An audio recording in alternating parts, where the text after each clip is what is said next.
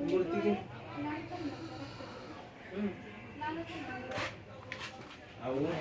ज्यावेळेला आम्ही गेलो ज्यावेळेला आलो त्यावेळेस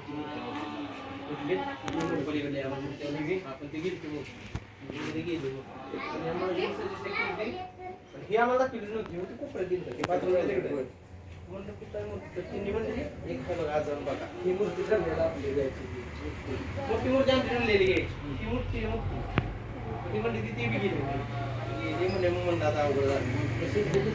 जशी ती म्हणली ती एवढी झाडवायची